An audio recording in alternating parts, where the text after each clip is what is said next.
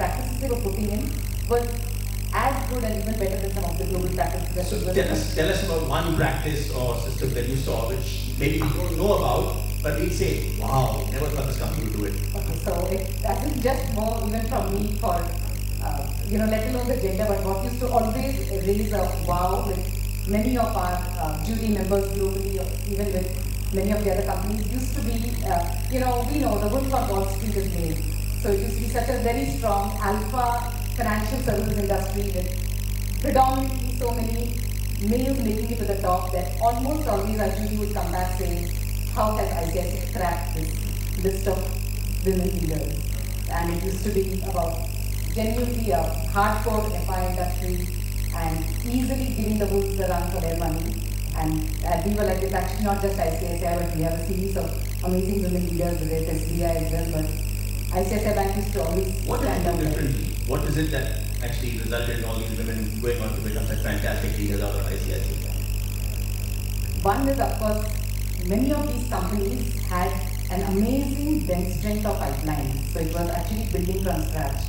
So all of them had this great bench strength of management training and that line of sight that the management training would have that one day they could go on to become VP.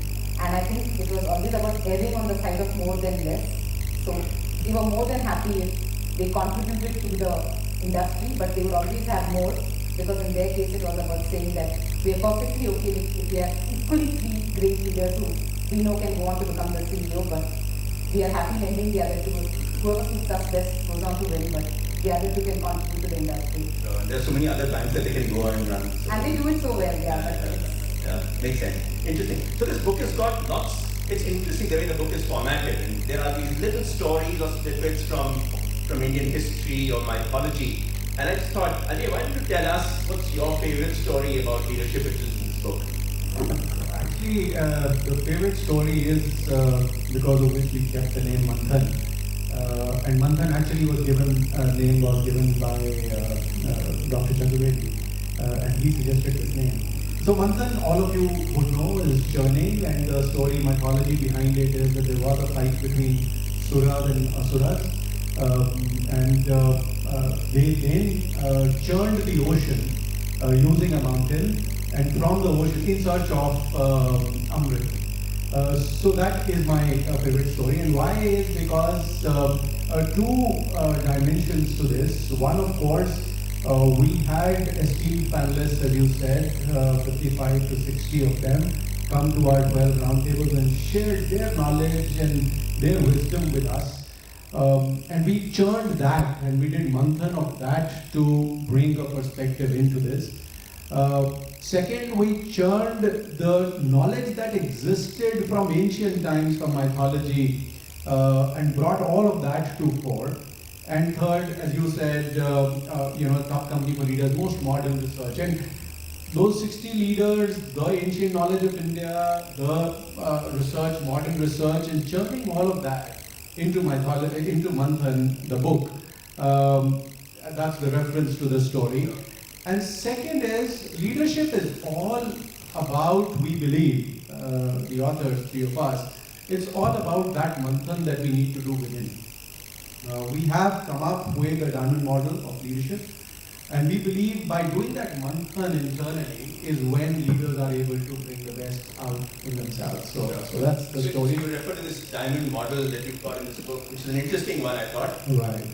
And I just thought, you're walking into this 35-story building, and the CEO of another company walks in and says to you, Ajay, I heard about this diamond model that you have in the book. Right. What's it all about? Right. You might tell him before he gets off the elevator. Right. Tell us. So three things really, and we are calling it, the diamond is based on 3 Ds, 3 dimensions of leadership. The 3 Ds are depth, moral discipline, and dynamism.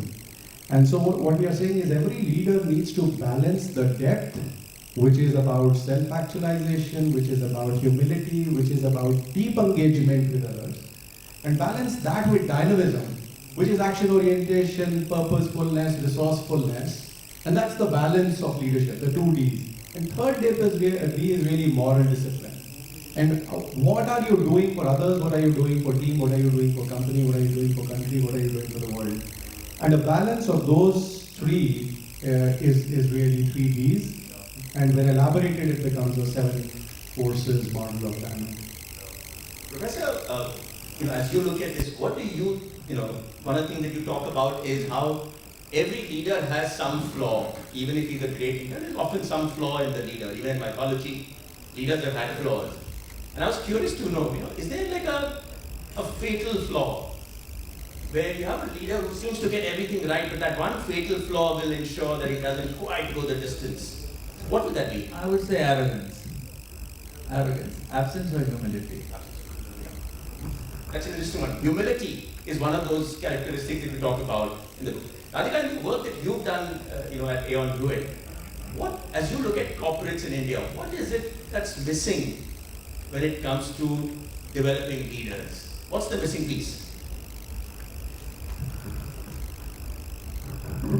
I guess it would be using Ajay's model and I guess it would be the self-awareness part. So really creating more, because I think somewhere it's assumed that once you've been, I think we anoint more than groom. So if you've made it, then it's assumed that you will keep making it rather than stepping back and constantly churning, so that self-realization and so the self-actualization and being able to. So I would imagine that stepping back and constantly taking stock again or recalibrating. Looking at your mirror. Looking at. I think sometimes that can be a problem, right? Too many leaders end up looking at the mirror all the time. Isn't that a challenge? That's the way leader you have. That's some reference to that too. Yeah, that's interesting. But you talk about this whole idea of anointing versus grooming leaders, and I think succession planning, CEO succession has been in the news for all the wrong reasons, I guess, in recent times. But from this work that you've done and what's in the book, what would you say are some of the best practices when it comes to succession planning? Okay. So I think succession is no-brainer. Everybody knows it. But do they do it? Radhika, I have worked with many organizations, and we've seen organizations that have actually spent days and days on end, leadership teams to decide critical roles, and then who are the potential successors and all of that. And when a particular leader moves, and maybe moves out to another country, and then there is a vacancy, they hire somebody from outside. So everybody knows that there is a 7-step process we've created there, which says, okay, what are the critical roles?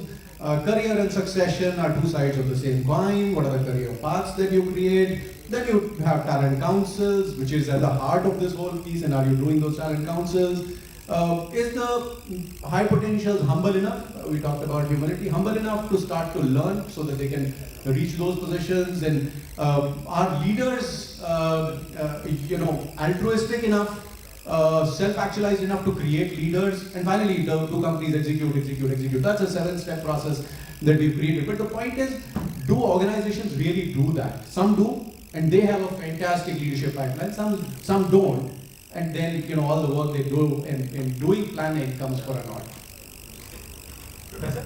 Yeah, no, I remember you talked about stories, so I'll tell you a story, part of the history. Yeah.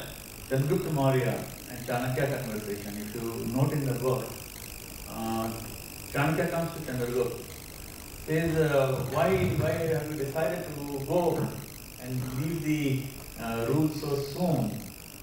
He was hardly 50, he was nearing 50. And he says, Bidusar, my son, is mature enough now. I think I should not hang around here and overshadow him all the time. And Chanakya says, no, give him some time, throw him in some water, so make him swim, make him do anything, but then don't withdraw yourself totally. And Chandragupta moves on, he's saying very clearly, if I hang around with him all the time, I will never allow him to grow.